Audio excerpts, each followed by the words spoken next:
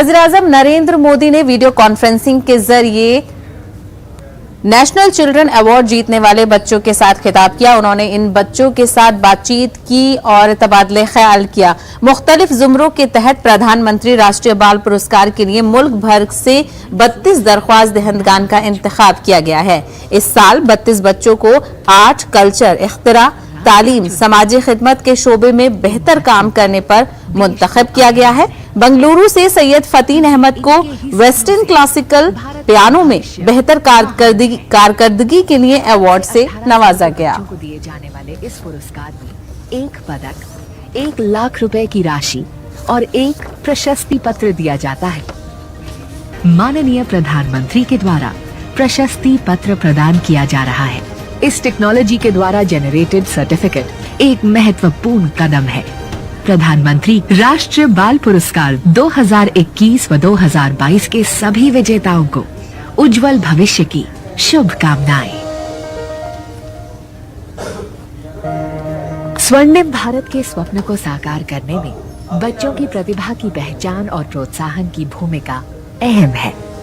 माननीय प्रधानमंत्री नरेंद्र मोदी जी की इसी सोच से प्रेरित महिला और बाल विकास मंत्रालय द्वारा 2018 से आरंभ हुए प्रधानमंत्री राष्ट्रीय बाल पुरस्कार का लक्ष्य उन बच्चों को सम्मानित करना है जिन्होंने आसानी को भूलकर साहस को चुना, अपनी नई सोच से नया कुछ बुना, नई ऊंचाई पाने को नया रास्ता चुना। इन बच्चों पर देश को अभिमान है, क्योंकि इनके ही सपनों से भारत का भविष्य महान है। नवाचार, वीरता, शैक्षिक उपलब्धि, समाज सेवा, कला और संस्कृति, खेल। राष्ट्रीय बाल पुरस्कार इन 6 श्रेणियों में बच्चों की उत्कृष्ट उपलब्धियों के लिए दिया जाता है। 5 से 18 साल के बच्चों को दिए जाने वाले इस पुरस्कार में 1 पदक, 1 लाख रुपए की राशि और 1 प्रशस्ति पत्र दिया जाता है। विजेता बच्चों के स्वास्थ्य की सुरक्षा को प्राथमिकता देते हुए इस वर्ष ब्लॉकचेन टेक्नोलॉजी की मदद से 2021 व 2022 के पुरस्कार विजेताओं को माननीय प्रधानमंत्री के द्वारा प्रशस्ति पत्र प्रदान किया जा रहा है। मास्टर सईद फतीन अहमद, उम्र 13 वर्ष, Bengaluru urban, Karnataka, western classical piano वादक। इस क्षेत्र में कई राष्ट्रीय और अंतर्राष्ट्रीय पुरस्कार जीते हैं।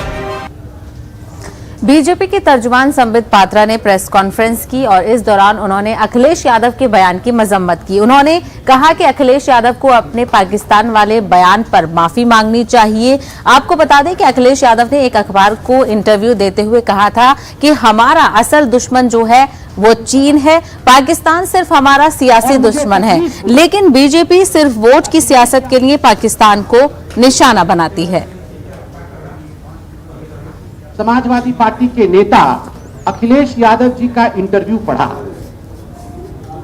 और मुझे तकलीफ हुई इस बात से कि अखिलेश यादव जी ने इंटरव्यू में कहा है, साक्षात्कार में कहा है कि पाकिस्तान भारत का असली दुश्मन नहीं है।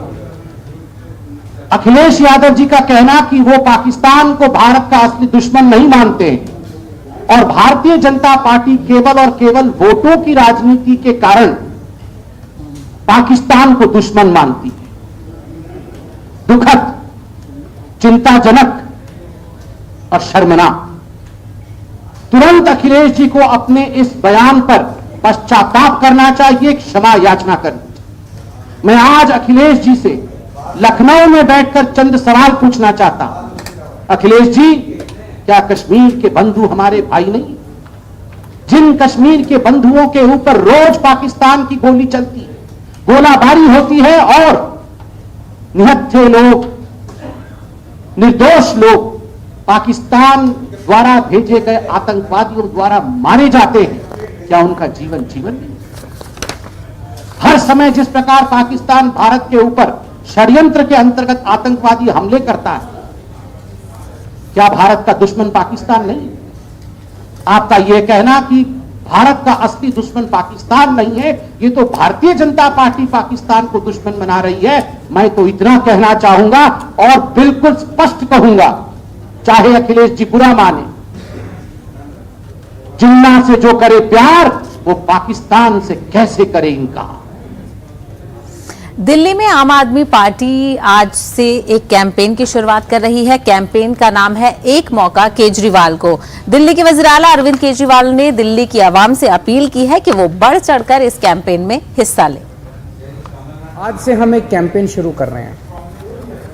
कैंपेन का नाम है एक मौका केजरीवाल को। इस कैंपेन में दिल्ली के लोग यानी कि आप अपना एक वीडियो बना के दूसरे राज्य के लोगों को बताएंगे कि दिल्ली में क्या क्या अच्छे काम हुए। आप अपनी एक वीडियो बनाएं और बताएं कि आपको हमारे कौन से काम पसंद आए, आम आदमी पार्टी की सरकार के कौन से काम पसंद आए, आपको किस काम से क्या फायदा हुआ, कितना फायदा हुआ। आपकी कॉलोनी में मोहल्ला क्लिनिक खुला, वीडियो में बताएं कि उस मोहल्ला क्लिनिक से आपको कितना फायदा हुआ। क्या सरकारी स्कूल सुधरने से आपके या आपके जानने वालों के बच्चों को फायदा हुआ, आपके बिजली पानी के बिल जीरो हुए, और भी कोई फायदा आपको हुआ हो, या आपको लगे कि आपकी दिल्ली सरकार ने दिल्ली में कोई भी अच्छा काम किया, आप वीडियो में जरूर बताएं। और वीडियो के अंत में आप अपील करें कि यदि दूसरे लोग भी अपने राज्य में ऐसे अच्छे काम चाहते हैं तो वे भी केजरीवाल को एक मौका जरूर दें। महाराष्ट्र के वजीर आला और शिवसेना पार्टी के सरबराह उद्धव ठाकरे ने बीजेपी पर सहूलत के हिसाब से हिंदुत्व का इस्तेमाल करने का इल्जाम लगाया है। उन्होंने कहा कि बीजेपी पार्टी के साथ शिवसेना ने उनका हाथ थामा था हिंदुत्व के एजेंडे को आगे बढ़ाने के लिए, लेकिन बीजेपी के साथ हाथ मिलाया था, लेकिन बीजेपी सिर्फ इक्तदार के लिए हिंदुत्व का इस्तेमाल करती है। उद्धव ठाकरे ने कहा कि शिवसेना ने बीजेपी के साथ रहकर 25 साल बर्बाद कर दिए हैं। वहीं महाराष्ट्र के वजीर नवाब मलिक ने भी मजहब के नाम पर नफरत फैलाने का बीजेपी पर इल्जाम लगाया है। उन्होंने कहा कि उद्धव ठाकरे ने जो कुछ भी कहा है वो बिल्कुल सच है। जिस तरह से मुख्यमंत्री शिवसेना के पक्ष प्रमुख उद्धव ठाकरे जी ने कहा है कि 25 साल भारतीय जनता पार्टी के साथ उन्हें सड़न तक पहुंचाने का काम बीजेपी ने किया। ये सच्चाई है। देश में बीजेपी जिन दलों के साथ जाती है धीरे धीरे वो सारे दल को हड़प कर उन्हें खत्म कर देती है। हमें लगता है इसी के कारण कई दिनों से वे अलग कुछ किया जाए इस सोच में थे और 2019 के नतीजे के बाद उन्होंने फैसला ले लिया। हमें लगता है अब शिवसेना का विस्तार होगा। हमें लगता है सिलेक्टिव है। सावरकर की विचारधारा सिलेक्टिव नहीं हो सकती। हिंदुत्व सिलेक्टिव है, ये बात सच है। हमें लगता है कि धर्म पे सभी लोगों को गर्व होना चाहिए, लेकिन दूसरों के प्रति घृणा हो, हमें लगता है यही घातक है। शिवसेना यही कहना चाहती है कि अपने धर्म पर गर्व करो, अपने धर्म पे आधारित चीजों को आगे बढ़ाओ, लेकिन दूसरों के प्रति घृणा फैलाना, नफरत फैलाना, ये गलत है। यौम जमहूरिया के मद्देनजर जम्मू कश्मीर में सिक्योरिटी बढ़ा दी गई है। मिलिटेंसी की किसी भी सरगर्मी को नाकाम बनाने के लिए तमाम तर इकदाम किए जा रहे हैं। सिक्योरिटी को बढ़ाया जा रहा है, वहीं मुख्तलिफ जगहों पर नाकाबंदी भी की जा रही है।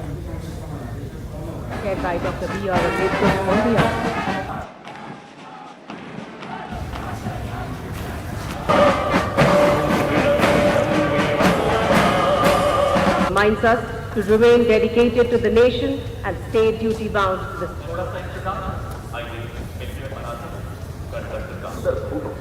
और पंखुड़ियों से सजा ग्रेनाइट पत्थर की दीवारों पर 26 जनवरी को स्कूलों और कॉलेजों में होने वाले प्रोग्राम में जो सूर्य नमस्कार जो किया जाता है उसमें मुसलमानों को शिरकत ना करने की अपील की जा रही है। कर्नाटक में कर्नाटक के इमारत शरिया ने मुसलमानों से इस बात की अपील की है कि उलमाए कराम ने कहा है कि सूर्य नमस्कार मजहब इस्लाम के अकीदे के खिलाफ है, लिहाजा इस प्रोग्राम में मुस्लिम तलबा शिरकत न करें।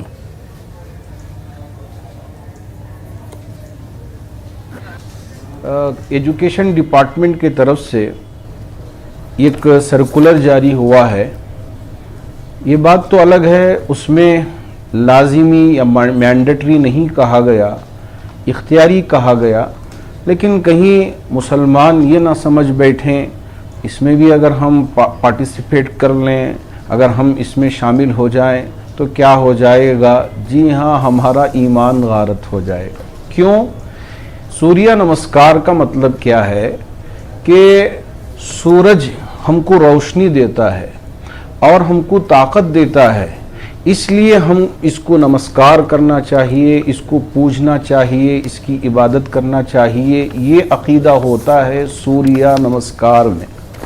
मुसलमान इस अकीदे को मानते नहीं, मुसलमान सिर्फ एक अल्लाह को मानते हैं और एक अल्लाह ही के सामने अपनी पेशानी को टिकाते हैं।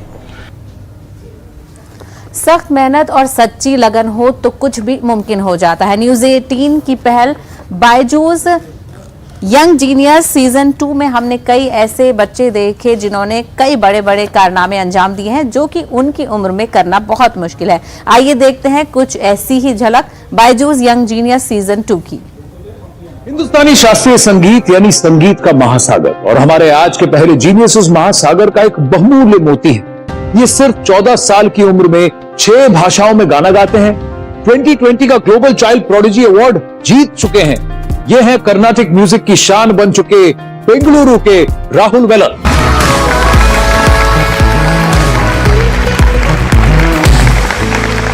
नमस्कार, come sit. Now, your parents are IT professionals. Yeah. And you are singing Carnatic music. How did this happen? Actually, the credit of identifying my interest in music goes to my parents. Please welcome Padma Shri Sri Shankar Mahadevan. Hello, namaste. How are you? Rahul, so nice to see you. Vande Mataram, Vande Mataram, Sujalam, Subhalam, Malayaj Sheetalam। सिरी, आपने एक नए राग का आविष्कार किया है, वो भी कर्नाटिक संगीत में। Tell us a little more about it. I created a new ragam called Namo Veena Pani in dedication to Dr. Jayanti Kumaresh ma'am, as I'm a huge fan of her.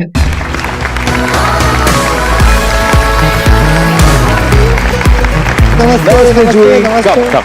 How are you? I'm great. आइए बैठिए। बचपन से ही science ऐसा subject था which intrigued me. मेरे dad के साथ रह के I got influenced from him. He as well is a person who is very interested in science. Science में क्या अट्रैक्ट करता था आपको? Within science? The fact that science has the power to change anything.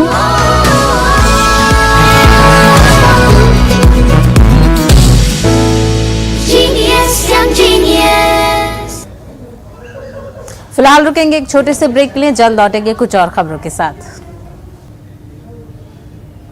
Break के बाद आपका खैर मकदम है। कानपुर के सीसामऊ असेंबली हलके पर पिछले 25 सालों से समाजवादी पार्टी के सोलंकी खानदान का कब्जा रहा है और अब मौजूदा एमएलए इरफान सोलंकी यहां से 3 बार जीत चुके हैं। इससे पहले उनके वालिद हाजी मुसद्दिक सोलंकी 2 बार इस हलके से रुकने असेंबली रह चुके हैं। समाजवादी पार्टी ने एक बार फिर इरफान सोलंकी को सीसामऊ असेंबली से उम्मीदवार बनाया है। हमारे नुमाइंदे संदीप सविता ने इरफान सोलंकी से बातचीत की। प्रदेश में विधानसभा के चुनाव की तारीखों का ऐलान हो गया है, प्रचार की शुरुआत हो गई है। जिस तरह से सीसामऊ विधानसभा की बात की जाए तो यहाँ पर तकरीबन 25 सालों से समाजवादी पार्टी और सोलंकी परिवार का कब्जा है। हमारे साथ इरफान सोलंकी जी मौजूद हैं, उनसे बात करते हैं। वो 3 बार से यहाँ पर विधायक हैं। इरफान जी, किस तरह से तैयारियां चल रही हैं? धन्यवाद पहले तो आपका और दूसरी बात में धन्यवाद हमारी इस सीसामऊ की आवाम को और खास तौर से अखिलेश यादव जी और समाजवादी पार्टी के वरिष्ठ आला नेता लोगों का, जिन्होंने 6ठी बार हमारे परिवार पे भरोसा दिखाया और 4थी बार मेरे ऊपर, और उन्होंने मुझे टिकट भी दिया। मैं अल्लाह ताला का शुक्रिया अदा करता हूँ, उसके मौका दिया। देखिए पिछले 5 साल यानी 5 बार के जो चुनाव हुए, मौजूदा सरकार यानी बीजेपी सरकार ने 5 नए उम्मीदवार उतारे। अब जो छठा चुनाव हो रहा है उसमें भी छठा उम्मीदवार आया, नया उम्मीदवार आया है। तो ये जनता ने, खास तौर से सीसामऊ विधानसभा की सेकुलर सोच वाली जनता ने उन बीजेपी वालों को हमेशा नकार दिया है। वो उनकी कल्पना भी नहीं कर सकते, क्योंकि मेरे साथ, खास तौर से मेरे साथ अल्हम्दुलिल्लाह उस मालिक का एहसान है, उस मालिक का करोड़ों करोड़ एहसान है कि 20,000 वोटर की शक्ल में जो हिंदू भाई है उनको विश्वास है, वो भगवान राम को मानते हैं और भगवान राम की भी मानते हैं, क्योंकि मजहब नहीं सिखाता आपस में बैर रखना। मैं इस समय जहाँ खड़ा हूँ ईदगाह कॉलोनी का क्षेत्र है, यहाँ पर सभी मजहब के लोग रहते हैं, अगले बिरादरी के, पिछड़ी बिरादरी के, मुसलमान, क्रिश्चियन, पंजाबी, हर आदमी। और ये 25 साल का जब साथ होता है, अभी आप मान सकते हो 25 साल से परिवार का रिश्ता है मेरा इनका। अब मैं विधायक की हैसियत से नहीं, एक परिवार के सदस्य की हैसियत से यहाँ आता हूँ और ये सब मुझे एक परिवार के सदस्य की यहाँ बुलाते हैं। और ये जो पानी में लाठी मारने से वो सोचते हैं बीजेपी वाले कि पानी अलग हो जाएगा, ये उनकी कल्पना है और वो कल्पना ही में रहेंगे। और इंशाअल्लाह रहमान छठी बार भी हम समाजवादी पार्टी का एक चीज और की, जिस तरह से मौजूदा साल जो है सलील बिश्नोई जो कि मौजूदा समय में MLC हैं उनको उतारा है, मतलब कोशिश में वो लोग लगे हुए हैं कि किस तरह से यहाँ पर सीट में, क्या आपको क्या लगता है कि हर बार हार होती है, बड़ा प्रत्याशी लाते हैं उसके बावजूद हार होती है, क्या कारण है? ये हमारे ऊपर हमारे क्षेत्र की जनता का प्यार है और ये उनकी आंखों की किरकिरी बनी हुई है। और याद रखिए 5 बार हुआ है, छठी बार भी इतिहास हम दोहराएंगे। इंशाल्लाह एक ऐसा कीर्तिमान बनाएंगे कि बीजेपी अगले चुनाव में या तो वॉकओवर देगी इंशाल्लाह रहमान, या हमारे खिलाफ उतरने के लिए बहुत बड़े आपने देखा कि इरफान सोलंकी का साफ तौर से कहना है कि सीसामऊ विधानसभा की जनता जिस तरह से उन्होंने विकास कार्य किया है उस पर वोट करेगी। कानपुर से संदीप समता, न्यूज़ 18 उर्दू। कांग्रेस अपंग सेल ने माजूर और बेसहारा लोगों के लिए वक्फ बोर्ड से रिहाइश का इंतजाम करने की अपील की है। इसी सिलसिले में कांग्रेस अपंग सेल के एक नुमाइंदा वफ्द ने इसी जिम्न में वक्फ बोर्ड के चीफ एग्जीक्यूटिव अफसर अनीस शेख से मुलाकात की। उन्होंने एक मेमोरेंडम भी पेश किया है। माजूरों का कहना है कि औरंगाबाद शहर में माजूरों की तादाद कमोपेश 4000 के करीब है, जिनमें अक्सरियत बेघर और किराए के मकानात में रहने पर मजबूर हैं। ऐसे अफराद को बाजाबाद किया गया तो माजूरीन अपने खानदान का सहारा बन सकते हैं। जो आज बेरोजगार है, जिनके पास घर नहीं है, काम करने के लिए कोई जगह नहीं है, को वक्फ बोर्ड जो तो जगह मुहैया कर दे किया जाए करे, ताकि मुस्तकबिल में वो अपने पैरों पे खड़े हो सके और अपने अपराध खानदान को पाल सके। विकलांग लोग, क्योंकि आज जो है तो विकलांगों के पास घर नहीं है, गाँव नहीं है, आज वो बेचारे भीख मांगने पे मजबूर हो चुके हैं। औरंगाबाद शहर में कत्ल का एक सनसनीखेज वाकया पेश आया। जी हां, औरंगाबाद के टीवी इलाके में एक शॉपिंग कॉम्प्लेक्स में बुरी हालत में एक शख्स की लाश पुलिस ने बरामद की है। पुलिस की तरफ से ये कहा जा रहा है कि इतनी बेरहमी से कत्ल किया गया है कि जो शख्स है उसका चेहरा और कमर का निचला हिस्सा जला दिया गया है। इस शख्स की शिनाख्त सिद्धार्थ साल्वे की हैसियत से की गई है। पुलिस के मुताबिक आपसी रंजिश कत्ल की वजह हो सकती है। बताया जाता है कि मकतूल की अहलिया पिछले कुछ अरसे से शौहर से अलहदा रह रही थी। घरेलू तनाजा पर मियां बीवी के दरमियान अक्सर झगड़े होते हैं। ताहम पुलिस का कहना है कि कत्ल की इस वारदात में 1 से ज्यादा मुलजिमीन मुलव्विस हैं और उनकी तलाश जारी है।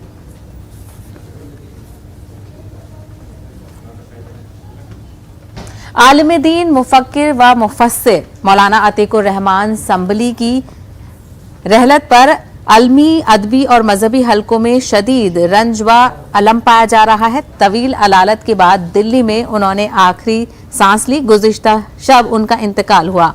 मौलाना अतीकुर रहमान संभली मारूफ आलिम दीन मौलाना मंजूर नोमानी के सबसे बड़े फर्जंद थे। कई अहम मानाखेज व फिक्र अंगेज किताबों के मौलाना अतीकुर रहमान संभली मुसन्निफ थे। अल फुरकान और नदाए मिल्लत के जरिए भी अहम अदबी, दीनी और मिल्ली खिदमात अंजाम दी। मौलाना ने एक तवील अरसे तक बरतानिया में रहकर भी अहम दीनी व दरसी खिदमात अंजाम दी हैं। जैसा कि आपके इल्म है कि खानवाद नौमानी की बुजुर्ग शख्सियत हज़रत मौलाना अतीकुर रहमान संबरी रहमतुल्लाह अलैह इस दार फ़ानी से रिहलत फरमा गए। हज़रत मौलाना मंजूर नौमानी रहमतुल्लाह अलैह के सबसे बड़े साहबजादे थे और निदाए मिल्लत जो हफ्ते वारी निकलता था उसके एडिटर भी थे और हज़रत मौलाना देवबंद से फारिग तहसील थे। हज़रत मौलाना बहुत बुजुर्ग शख्सियत थे। अल्लाह तबारक व तआला से दुआ है कि अल्लाह तबारक व तआला उनके दर्जात को बुलंद फरमाए और हमारे दरमियान में जो खला हुआ अल्लाह ताला इस खला को भी पुर फरमा दे। बहुत बड़ा इल्मी खसारा है। आप हज़रत मौलाना मंजूर नौमानी साहब रहमतुल्लाह अलैह के बड़े बेटे थे जो हज़रत मौलाना मरहूम मौलाना अतीकुर रहमान साहब जो एक बड़े मुसन्निफ भी रहे हैं और उसी के साथ साथ इल्मी मैदान में इनके बड़े कारनामे हैं। ख़ास तौर पर इंग्लैंड में रहकर इन्होंने जो इल्मी कारनामे अंजाम दिए हैं और उसी के साथ साथ जो मिल्लत को नफ़ा पहुंचाया है ये फरामोश नहीं किया जा सकता है। बहरहाल अल्लाह ताला से हम दुआ करते हैं कि अल्लाह तबारक व तआला मरहूम की मग़फ़िरत फरमाए और उसी के साथ अल्लाह तबारक व तआला मिल्लत को उसका बदल अता फरमाए। हिमाचल प्रदेश में शदीद बर्फबारी की वजह से हालात मजीद खराब हो गए हैं। रियासत में हो रही बर्फबारी की वजह से 4 कौमी शाहरा और तकरीबन 700 से ज्यादा सड़कों को बंद कर दिया गया है। आमदरफ्त मुतासिर हुई है, ट्रैफिक नहीं चल रहा है। वहीं बर्फबारी की वजह से जो ट्रैकिंग पर कुछ अफराद गए थे जिनमें 4 दोस्तों में से 2 की मौत हो गई है। बीती शब 2 जख्मियों को धर्मशाला के अस्पताल में मुंतकिल किया गया है। एएसपी कांगड़ा पुनीत राघव ने बताया कि 2 लड़कों की लाशें मिली हैं, वहीं 2 को काफी ऊंचाई से खाई में गिरने से शदीद चोट आई है। ताहम दोनों की हालत मुस्तहकम है। अस्पताल में जख्मियों का इलाज चल रहा है। लाहौल घाटी में पिछले रात से लगातार बर्फबारी हो रही है, जिसके चलते जो है यहाँ का तापमान काफ़ी नीचे चला गया और बर्फबारी भी करीब 3 इंच से लेकर 3 फुट तक बर्फबारी जो है पूरे लाहौल घाटी में हो चुकी है। अभी भी बर्फ़ गिरने का सिलसिला जारी है। जैसे कि आप देख सकते हैं कि सड़क और मार्ग में भी काफ़ी बर्फ़ गिर चुके हैं और वाहनों की आवाजाही भी इस समय ठप है। और जो नेशनल हाईवे नंबर 3 है जो केलांग से मनाली की तरफ जाती है वो भी सभी प्रकार के वाहनों की आवाजाही के लिए बंद है। और फिलहाल जो है लगातार बर्फबारी हो रही है और जिस प्रकार से जो है मौसम विज्ञान केंद्र ने चेतावनी जारी कर रखी है उसी के अनुसार जो यहाँ पर लाहौल घाटी में बर्फबारी हो रही है और संभावना जताई जा रही है कि कल भी बर्फबारी जो है हो सकती है। न्यूज़ 18 हिमाचल के लिए लाहौल स्पीति से प्रेमलाल। कोरोना वबा के दौरान बाहमी इमदादो इन्हिसार का जज्बा मुस्तहकम हुआ है। मुल्क इस वबा से मुत्तहिद होकर मुकाबला कर रहा है। टीकाकारी के ऐलान के बाद हम बेहतर ताउन करें जिससे हम कोरोना को मात देने की जानिब कदम बढ़ा सकें। नेटवर्क 18 इस मुहिम में हर कदम पर आपके साथ रहेगा, क्योंकि जब तक सभी महफूज नहीं तब तक कोई महफूज नहीं। इसी सोच की बुनियाद पर हमारी मुहिम संजीवनी का मकसद ये यकीनी बनाना है कि वैक्सीन पाना सभी हिंदुस्तानियों का हक है।